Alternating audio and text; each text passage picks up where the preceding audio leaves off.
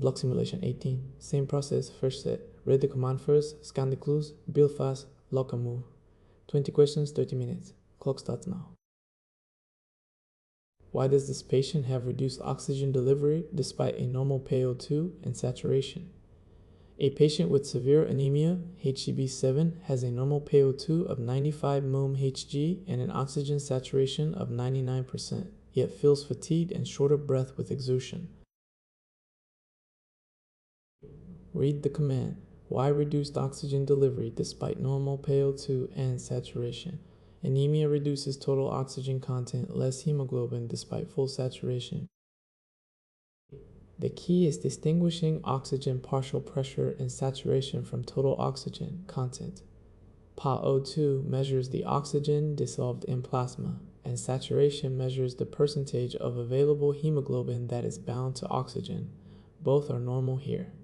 But the total oxygen content of the blood depends mostly on the amount of hemoglobin because the vast majority of oxygen is carried bound to hemoglobin, not dissolved.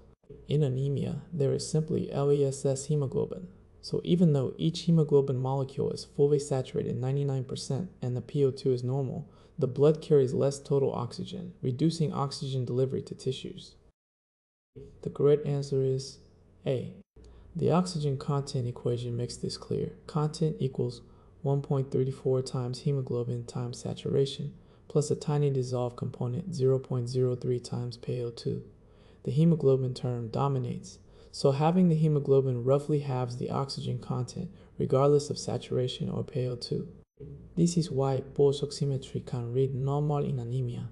Yet the patient is oxygen deprived. Reduced total oxygen content from low hemoglobin despite normal saturation and PaO2 is the answer.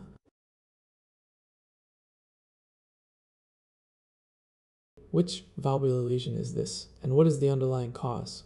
A 40-year-old woman who immigrated from a region with limited healthcare presents with progressive dyspnea on exertion, a history of childhood rheumatic fever, and now hemoptysis and atrial fibrillation. Auscultation reveals an opening snap after S2 followed by a low-pitched mid-diastolic rumble at the apex. Read the command, which lesion and cause. Rheumatic fever history, opening snap, plus diastolic rumble at apex, hemoptysis, atrial fibrillation, mitral stenosis from rheumatic heart disease. This is mitral stenosis, and the underlying cause is chronic rheumatic heart disease, by far the most common cause worldwide. Decades after rheumatic fever, the mitral valve leaflets thicken, calcify, and fuse at the commissures, narrowing the valve. The classic auscultatory findings are an opening snap shortly after S2, the stiff valve snapping open, followed by a low-pitched mid-diastolic rumble at the apex. The narrowed valve obstructs flow from the left atrium to the ventricle, so pressure backs up into the left atrium, which dilates. The correct answer is D. The complications all stem from the dilated high-pressure left atrium. Atrial fibrillation from atrial stretch with thromboembolic stroke risk, pulmonary congestion causing dyspnea and hemoptysis, and pulmonary hypertension. A massively enlarged left atrium can also compress the esophagus, dysphagia, or recurrent laryngeal nerve, hoarseness, Ortner syndrome. The opening snap with a mid-diastolic rumble and a rheumatic fever history identifies mitral stenosis from rheumatic heart disease. What is this condition and what is the primary deficiency? A toddler in a famine-affected region presents with a distended abdomen, generalized edema, a fatty enlarged liver, thin sparse hair and skin changes, but is not severely wasted. He was weaned onto a diet of almost pure carbohydrate gruel with very little protein. Read the command, condition, and primary deficiency. Edema, fatty liver, distended abdomen, not severely wasted, protein-poor carb diet, kwashiorkor, protein deficiency. This is kwashiorkor, a malnutrition state caused primarily by PROT in deficiency despite relatively adequate total calorie-carbohydrate intake, classically when a child is weaned onto a starchy protein-poor diet. The protein deficiency causes low plasma albumin, which lowers oncotic pressure and produces the characteristic generalized edema and acetated distended abdomen. Lack of protein for lipoprotein synthesis causes a fatty liver. Fat cannot be exported. Other features include skin changes, thin spots, depigmented hair, irritability, and immune dysfunction. Notably, the child is not severely wasted because calorie intake is adequate. The correct answer is E. The contrast is with marasmus, which is a deficiency of total calories. Overall starvation. Marasmus causes severe wasting loss of muscle and fat, skin and bones, no edema, and the child looks emaciated. So, kwashiorkor is protein deficiency with edema and a fatty liver but preserved. Looking weight, marasmus is total calorie deficiency with severe wasting and no edema. The edema and fatty liver from protein deficiency identify kwashiorkor. Which nerve and muscles are affected, and what is their normal function? A patient sustains injury to a nerve during a poorly placed intramuscular injection in the buttock. Afterward, when asked to stand on the affected leg alone, the pelvis on the opposite unsupported side drops. This is a positive Trendelenburg sign. Read the command, which nerve, muscles, and function. Trendelenburg sign, contralateral pelvis drops after gluteal injection, superior gluteal nerve, gluteus medius minimus. The injured nerve is the superior gluteal nerve, which innervates the gluteus medius and minimus and tensor fascia lata. These muscles are the hip abductors, and their key function is to stabilize the pelvis during walking. When you stand on one leg, the gluteus medius and minimus of the stance, supporting leg contract to keep the pelvis level by holding up the opposite, swinging side. If the superior gluteal nerve is damaged, those abductors fail. And when the patient stands on the affected leg, the pelvis on the opposite unsupported side drops eprosite, a positive Trendelenburg sign. The correct answer is C. The rule to remember, the pelvis drops on the side. Opposite, the lesion. The sound side sags because the weak abductors on the stance side cannot hold up the opposite hip. The superior gluteal nerve is at risk from intramuscular injections in the wrong gluteal quadrant, which is why injections are given in the supralateral quadrant. The superior gluteal nerve supplying the gluteus medius and minimus hip abductors with a contralateral pelvic drop is the answer.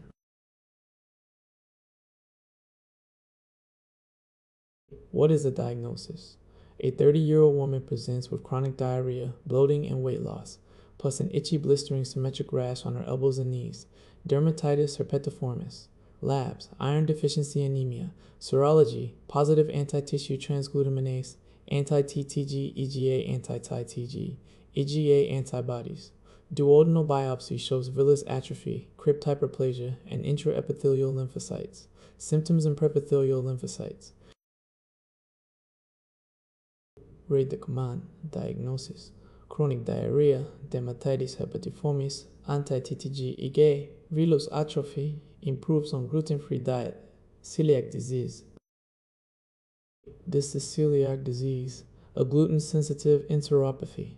It is an immune reaction to gliadin, a component of gluten in wheat, in genetically susceptible individuals, HLA, DQ2, and DQ8. The immune response damages the small intestinal mucosa, classically the duodenum and proximal jejunum, causing villus atrophy, crypt hyperplasia, and intraepithelial lymphocytes.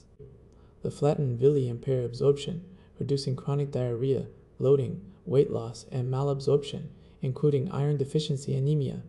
The serologic markers are anti-tissue transglutaminase, anti-TTG, and anti-endometrial IgA antibodies.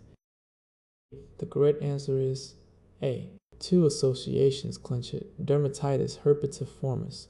The intensely itchy, symmetric blistering rash on extensor surfaces is the classic skin manifestation, and the response to a gluten-free diet is both diagnostic and therapeutic. Because the antibody tests are IEA-based, celiac is associated with IEA deficiency, which can cause false negative serology.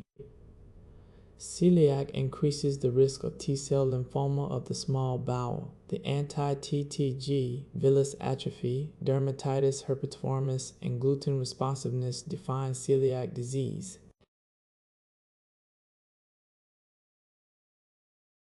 What is the key characteristic of fluid reabsorption in the proximal tubule? A physiologist studies the proximal convoluted tubule, PCT, of the nephron. About 65–70% of the filtered sodium and water is reabsorbed here, along with essentially all glucose and amino acids, and most bicarbonate. Read the command. Key characteristic of PCT reabsorption. Isotonic reabsorption. Solute and water proportionally. Osmolarity stays E plasma. The proximal convoluted tubule reabsorbs the bulk of the filtrate, about 65–70% of the filtered sodium and water, plus essentially ALL of the glucose and amino acids, and most of the bicarbonate. The defining characteristic is that this reabsorption is isotonic. Solute, mainly sodium, and water are reabsorbed in proportion to each other, so the tubular fluid remains roughly isosmotic to plasma throughout the PCT. As sodium is actively pumped out, water follows osmotically in equal proportion, keeping the osmolarity of the remaining tubular fluid essentially equal to plasma. The correct answer is D. The proximal tubule is the workhorse of bulk reabsorption, and its isotonic nature contrasts with later segments. The thick ascending limb actively reabsorbs solute but is impermeable to water, diluting the fluid, while the collecting duct's water permeability is hormonally controlled by ADH. The PCT is also where carbonic anhydrase reclaims bicarbonate, the target of acetazolamide.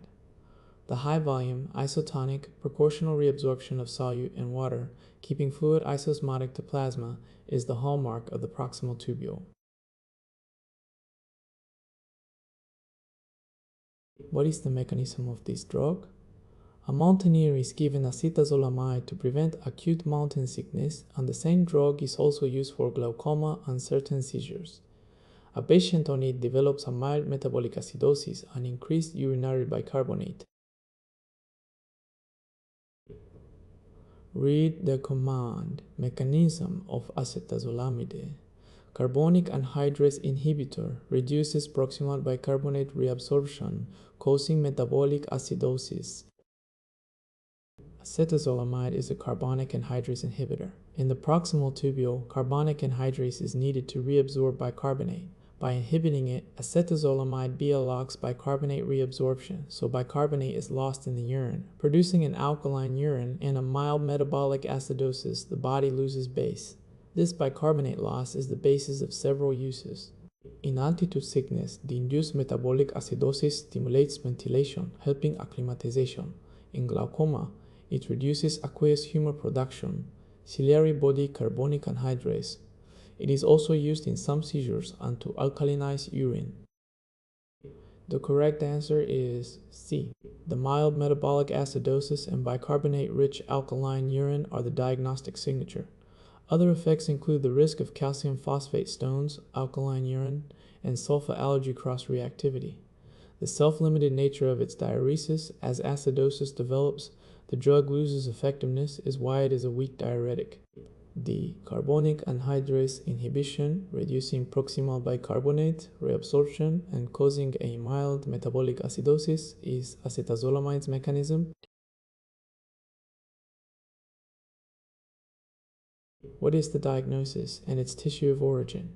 A 2-year-old child presents with an abdominal mass that crosses the midline, along with periorbital ecchymosis, raccoon eyes, bone pain, and opsoclonus, myoclonus, dancing eyes, dancing feet. Urine shows elevated homovanillic acid. Urine shows elevated homovanillic acid. Urine. Biopsy shows small round blue cells forming HOMA. There is NBME amplification. Read the command. Diagnosis and tissue of origin. Child, abdominal mass crossing midline, raccoon eyes, opsoclonus, myoclonus, elevated HVA-VMA, MIC, Homer, right rosettis, neuroblastoma, neurocrest. This is neuroblastoma, the most common extracranial solid tumor of childhood, typically under age 5. It arises from neural crest cells, most often in the adrenal medulla or along the sympathetic chain. Because it is a sympathetic catecholamine-producing tumor, the urine shows elevated breakdown products homovanillic AC-HE-HVA and vanilliamandelic AC-IC-VMA. Histology shows small round blue cells forming Hammer, right rosettis, MIC amplification is a marker of aggressive disease and poor prognosis. Distinctive features include periorbital metastasis causing raccoon eyes and the paraneoplastic opsoclonus, myoclonus syndrome, dancing eyes, dancing feet. The correct answer is A. The key contrast is with Wilms. 2 more. The other major pediatric abdominal mass. Wilms is a renal tumor that does not cross the midline and has WT1 association, whereas neuroblastoma arises from the adrenal sympathetic chain, does cross the midline, and has elevated catecholamine metabolites in NMIC. The midline crossing mass with raccoon eyes, opsoclonus, myoclonus, elevated HVA-BMA, and NMIC from neurocrest tissue identifies neuroblastoma. Which virus is responsible, and what is a feared late complication? An unvaccinated 5-year-old presents with high fever, cough, coryza, and conjunctivitis, the 3 Cs, followed by bluish-white spots with a red base on the buccal mucosa. A few days later, a maculopapular rash begins on the face and spreads down the body, cephalocaudal. Read the command, which virus and feared late complication. Unvaccinated child, 3 Cs, couplet spots, cephalocaudal rash, measles, with SSPE as the late complication. This is measles, rubeola, a paramyxovirus, highly contagious and resurging where vaccination rates fall. The classic prodrome is the 3 Cs, cough, coryza, and conjunctivitis, plus high fever. The pathognomonic early sign is KO plaque spots, small bluish white spots with a red base on the buccal mucosa, appearing before the rash.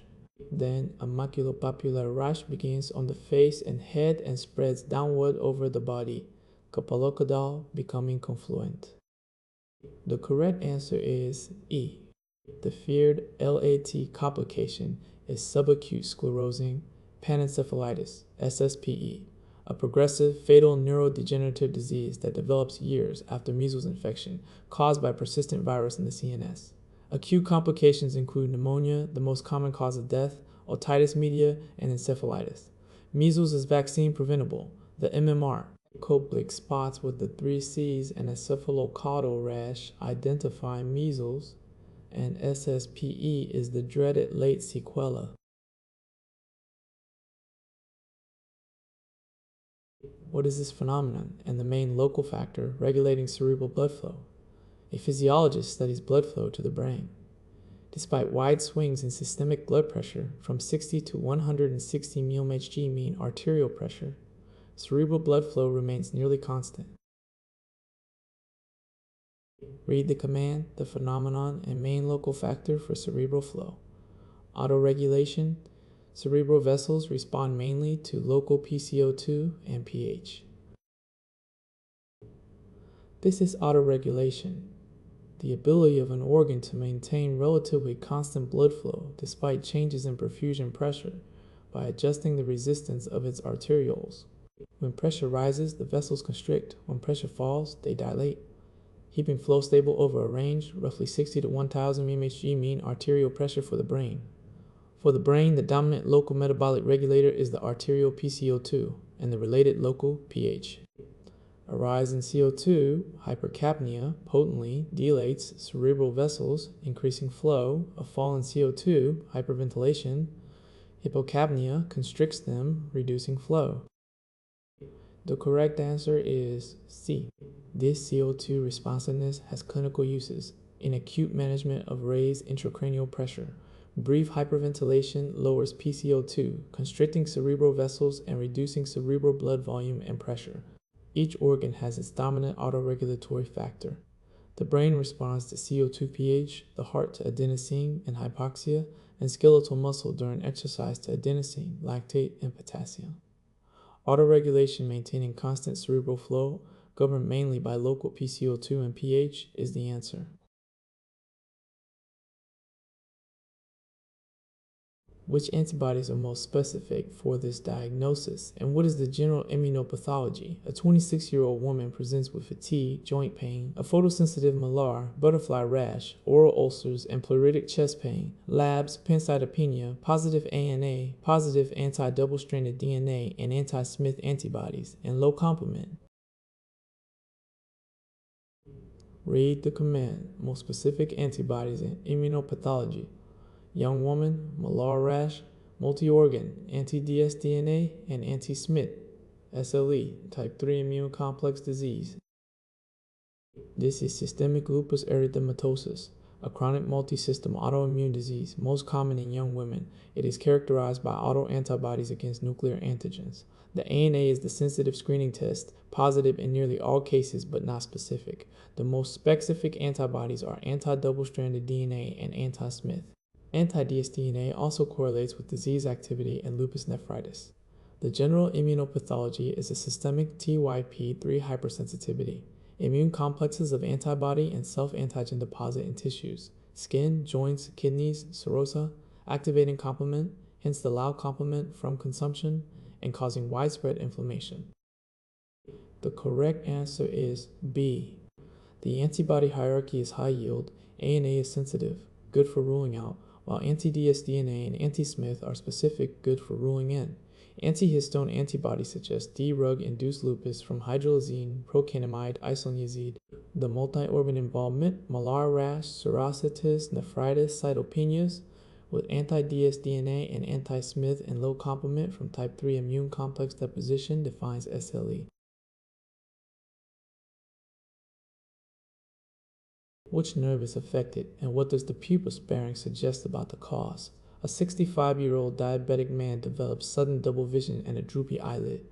Exam: the right eye is deviated, down in OU with ptosis, but the pupil is normal, reactive, not dilated. Read the command. Which nerve and what pupil sparing suggests? Down and out eye, ptosis, normal pupil, diabetic, CN3 palsy, pupil sparing ischemic microvascular. This is an oculomotor, cranial nerve 3, palsy. 3 innervates most extraocular muscles, so its loss leaves the eye pulled down and OUT by the unopposed lateral rectus CNBI and superior oblique CN-bore, plus P-teals from levator palpebrae weakness. The crucial detail is the pupil. The parasympathetic pupillary constrictor fibers run on the OUTSI periphery of the nerve, where they get their blood supply from surrounding vessels, while the somatic motor fibers run centrally. In an ischemic microvascular palsy, classically from diabetes or hypertension, the infop affects the central motor fibers but spares the peripheral pupillary fibers, so the pupil is normal, a pupil sparing, third nerve palsy. The correct answer is B. The contrast is the dangerous one. A compressive lesion, a posterior communicating artery, aneurysm or uncal herniation, compresses the nerve from the outside, hitting the superficial parasympathetic fibers first, so the pupil is blown fixed and dilated. So, pupil. Sparing third nerve palsy suggests ischemic diabetic. Pupil. Involving dilated suggests ischemic diabetic. Pupil. Involving dilated suggests a compressive aneurysm needing urgent imaging. The down and out eye with ptosis but a spared pupil in a diabetic is an ischemic CN3 palsy. How would you characterize this test's reliability and validity? A laboratory test for a hormone is evaluated. When the same sample is run 10 times, it gives nearly identical results each time, high precision. However, the average of those results is consistently 20% higher than the true value established by a gold standard method. Read the command, characterize reliability and validity. Consistent results reliable, but systematically off from truth, not valid. This test is reliable, but not valid. Reliability, also called precision or reproducibility, means the test gives consistent, repeatable results when measuring the same thing. Here, running the sample 10 times yields nearly identical values, so it is highly reliable. Validity, also called accuracy, means the test measures the TRU value. This test is consistently 20% higher than the gold standard truth, so it is systematically off. It has a systematic error bias and is therefore not valid, so it is precise but inaccurate. The correct answer is D. The classic analogy is the dartboard. Reliability, precision is how tightly clustered the darts are. Validity accuracy is how close they are to the bullseye. This test dots are tightly clustered reliable, but all landing 20% off center, not valid. A systematic error, the signature of bias, as opposed to random error, which would scatter the results and reduce reliability. Consistent but systematically off the truth means reliable but not valid. A deficiency of which enzyme is responsible and what accumulates to cause the symptoms. A 6-month-old infant becomes ill, vomiting, hypoglycemia, jaundice, and lethargy. Shortly after, fruit juices and fruits are introduced into the diet. The symptoms occur after ingesting fructose or sucrose. There is hepatomegaly. Read the command. Which enzyme and what accumulates? Infant ill after fructose introduction, hypoglycemia, jaundice, hepatomegaly, hereditary fructose intolerance, aldolase B deficiency, fructose, 1-phosphate accumulation. This is hereditary fructose intolerance, an autosomal recessive deficiency of aldolase B. When fructose is ingested, fructokinase phosphorylates it to FRU-ketose D1, phosphate aldolase B, normally cleaves fructose D1 phosphate further. Without aldolase B, fructose D1 phosphate accumulates in the liver. This causes two problems. It traps inorganic phosphate, depleting the phosphate needed for ATP, and it inhibits both glycogenolysis and gluconeogenesis, producing severe hypoglycemia along with vomiting, jaundice, hepatomegaly, and liver damage shortly after fructose or sucrose is consumed. The correct answer is B. The timing is the clue. Symptoms begin when fruits, juices, or sucrose are introduced. Treatment is simple. Eliminate fructose and sucrose from the diet. Contrast with the benign, essential fructosuria, a fructokinase deficiency, which causes asymptomatic fructose in the urine with no accumulation of the toxic fructose, 1-phosphate, and no hypoglycemia. The aldolase B deficiency with toxic fructose 1-phosphate accumulation, causing hypoglycemia, defines hereditary fructose intolerance.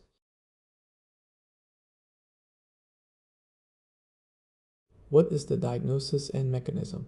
A 28-year-old woman has a severe postpartum hemorrhage with hypotension during delivery. In the following weeks, she fails to lactate, then develops fatigue, cold intolerance, loss of pubic and axillary hair, amenorrhea, and hypotension.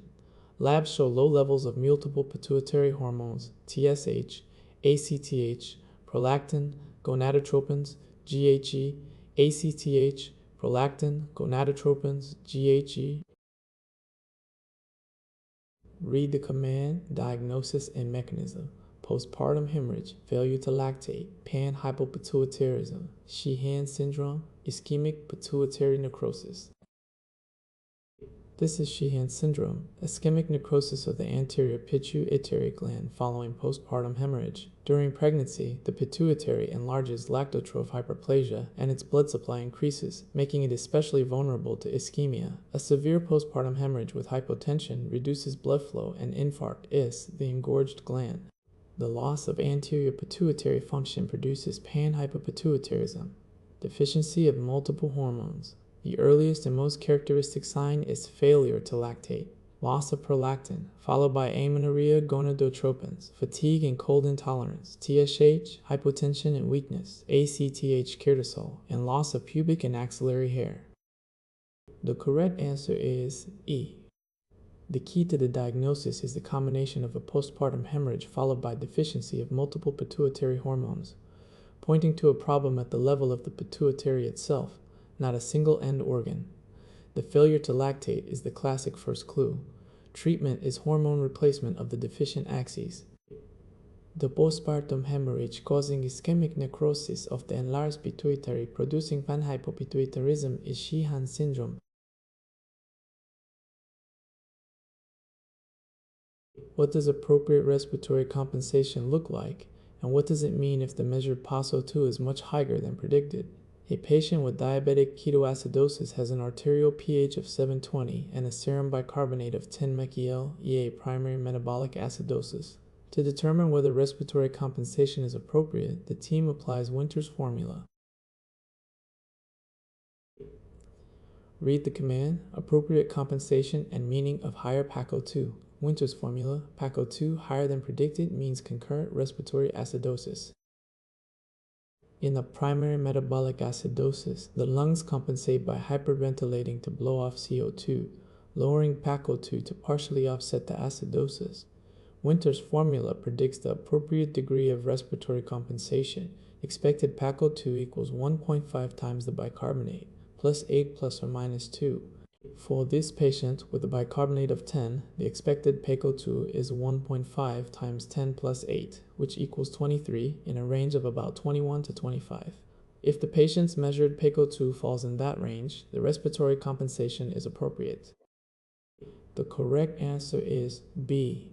The interpretation is the high yield point. If the measured PACO2 is higher than Winters predicts, the patient is not blowing off enough CO2. There is an additional concurrent respiratory acidosis. The patient is underventilating, perhaps from fatigue or respiratory depression. If the PACO2 is lower than predicted, there is a superimposed respiratory alkalosis. Compensation never fully normalizes the pH. Winters formula predicting the expected PACO2 with a higher than predicted value signaling a concurrent respiratory acidosis is the answer.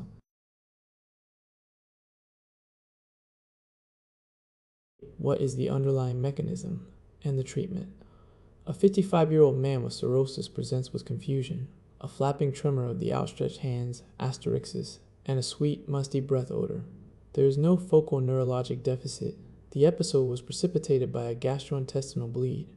Serum ammonia is elevated. Read the command, mechanism, and treatment. Cirrhosis, confusion, asterixis, high ammonia, GI bleed trigger, hepatic encephalopathy, treated with lactulose rifaximin. This is hepatic encephalopathy, a reversible neuropsychiatric syndrome in patients with liver failure. The mechanism is the failure of the diseased liver to clear nitrogenous toxins, principally ammonia, which is normally converted to urea by the liver. Ammonia and other toxins accumulate and cross into the brain, impairing neurotransmission and causing the confusion, altered consciousness, and the characteristic flapping tremor, asterixis. It is often precipitated by triggers that increase the ammonia load or impair clearance. GI bleeding blood is a protein load, digested to ammonia, infection, constipation, electrolyte disturbances, and dehydration. The correct answer is A. Treatment targets the ammonia. L-aciculosis first line, it acidifies the colon, converting absorbable ammonia NH3 into non-absorbable ammonium NH4+, that is trapped and excreted, and it also acts as a laxative to clear nitrogenous waste. Rifaximin, a non-absorbable antibiotic, reduces ammonia producing gut bacteria. Identifying and reversing the precipitant here, the GI bleed is also essential. The impaired hepatic ammonia clearance causing encephalopathy treated with lactulose and rifaximin is the answer. Which drug is the most likely cause, and what is its mechanism of action? A patient with active tuberculosis is started on the standard 4-drug regimen RIPE.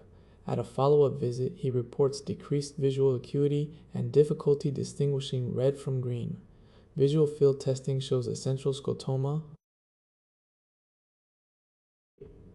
Read the command. Which drug and mechanism? TB regimen, optic neuritis with red-green color loss and central scotoma. Ethambutol inhibits arabinoacyltransferase. The drug is ethambutol. Its signature dose-dependent toxicity is OPTISE quercetin nordis, presenting exactly as described: decreased visual acuity, loss of red-green color discrimination, and a central scotoma. This is usually reversible if the drug is stopped promptly, so visual acuity and color vision are monitored during therapy. Ethambutol's mechanism is inhibition of arabinoacyl spherase, the enzyme that builds arabinogalactan in the mycobacterial cell wall. The correct answer is C. Know the RIPE regimen toxicities.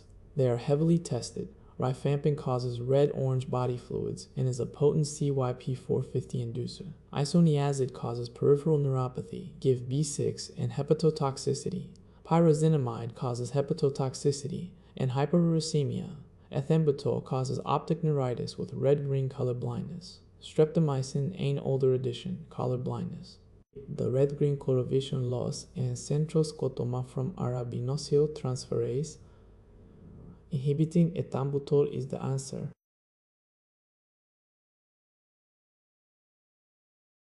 Which organism is responsible and which patients are especially susceptible? A group of hikers developed greasy, foul-smelling, non-bloody diarrhea, bloating, and flatulence about a week after drinking from a mountain stream. Stool studies show fat malabsorption, steatorrhea. Microscopy of the stool shows pear-shaped trophozoites with 2 nuclei, ABA, a face-like appearance, and 4 pairs of flagellates with 2 nuclei, a face-like appearance, and 4 pairs of flagella. Read the command, organism in susceptible patients. Hikers, greasy non-bloody diarrhea, steatorrhea, pear-shaped trophozoites with 2 nuclei and flagella, giardia, IgA deficiency susceptible.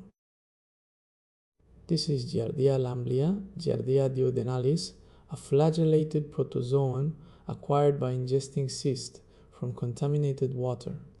Classically, a mountain stream, giving it the nickname beaver fever, or from daycare and travel. It colonizes the small intestine, duodenum, where it coats the mucosa and impairs absorption, causing a greasy, foul-smelling, non-bloody, fatty diarrhea, steatorrhea with bloating and flatulence, a malabsorptive, non-invasive picture. The trophozoites are pear-shaped with 2 nuclei that give a characteristic face-like or owl appearance with multiple flagella. The correct answer is E. The susceptibility clue is high yield because IgA at the mucosal surface is a key defense against giardia. Patients with selective IgA deficiency or common variable immunodeficiency are especially prone to chronic or severe giardia infection. Contrast with entamoeba histolytica, which causes bloody, invasive dysentery. Giardia is non-bloody and malabsorptive. Treatment is metronidazole. The greasy non-bloody steatorrhea with pear-shaped binucleate flagellated trophozoites and the IAA deficiency susceptibility identify giardia.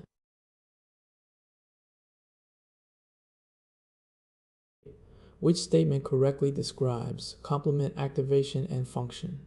An immunology student studies the complement system, which can be activated by 3 pathways that converge on a central component.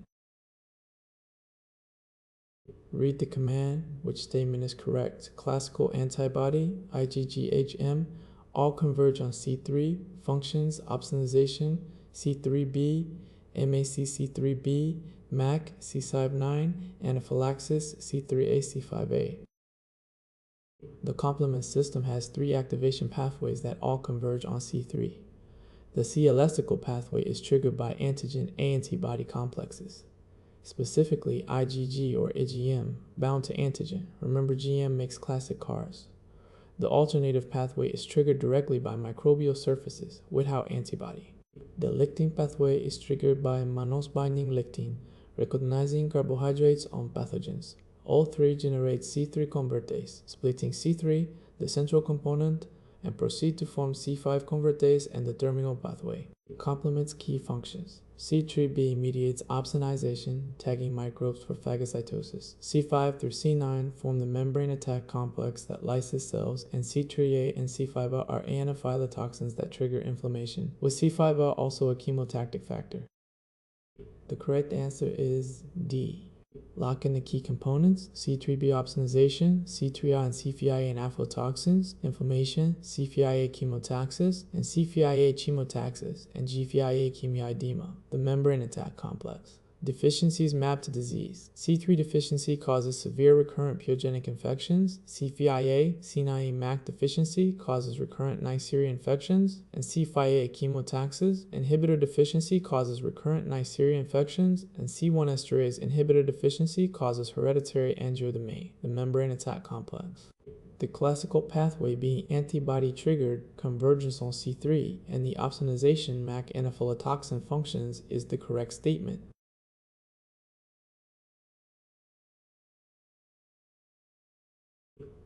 Block 18 is done. Let's review the 5 biggest traps from this block. Trap 1. In anemia, the PaO2 and oxygen saturation can be normal, but the total oxygen content is reduced because there is less hemoglobin to carry oxygen. Content depends on hemoglobin amount, not saturation alone. Trap 2. Kwashiorkor is protein deficiency with edema and a fatty liver despite adequate calories. Marasmus is total calorie deficiency with severe wasting and no edema. Trap 3. In a third nerve palsy, a spared pupil suggests an ischemic diabetic cause affecting central fibers. A dilated, blown pupil suggests a compressive aneurysm hitting the peripheral parasympathetic fibers. An emergency. Trap 4. Reliability is precision. Consistent, reproducible results. Validity is accuracy, closeness to the true value. A test that is consistent but systematically off has a bias, reliable but not valid. Trap 5. Sheehan syndrome is ischemic necrosis of the enlarged postpartum pituitary after hemorrhage, causing panhypopituitarism. The LSQ is failure to lactate, then loss of multiple pituitary hormones. 18 blocks. 360 questions. Train process, not memorization. StepLogic. Learn how to think, not memorize.